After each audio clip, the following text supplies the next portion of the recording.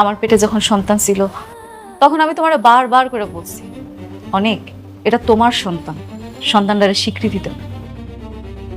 কিন্তু তুমি আমার একটা কথাও শোনো নাই। বারবার নানাভাবে তুমি আমার অপদস্থ করছো, এমন ভাবে মানসিক যন্ত্রণা দিছো যে আমি সোজা হয়ে দাঁড়াইতে পারি না। আর আজকে তুমি আইছো আমার কাছে মাফ চাইতে, তুমি ভাবলা কি কইরা তুমি আমার কাছে মাফ চাইবা আর আমি খুব সহজে তোমার মাফ করে দিব? মেঘলা, ওই যে বললাম তোমার যা শাস্তি দেওয়ার তুমি আমাকে দাও, কিন্তু তোমার থেকে দূরে সরে দিও না। আমি তোমাকে ছেড়ে থাকতে পারবো না, আমি তোমার কাছে আজীবন থাকতে চাই। আব্বা, আমি ওর সাথে কোনো কথা বলতে চাইতেছি না, তুমি ওরে সুন্দর করে বুঝে বিদায় করে দাও। মেঘলা, বাবা অনেক তুমি হনস।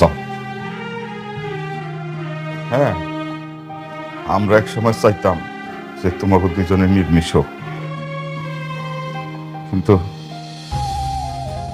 বাচ্চাটা মারা যাওয়ার পর আর কোনো কথা থাকে না। তুমি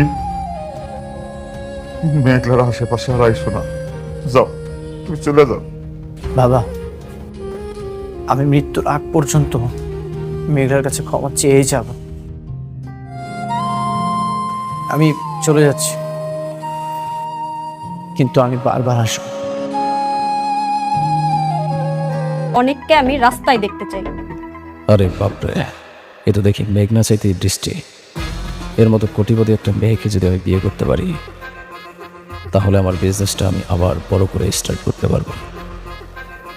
না, সব ঠিক আছে, কিন্তু আমি তো খবর নিয়েছি অনেক নাকি এখন বস্তিতে থাকে।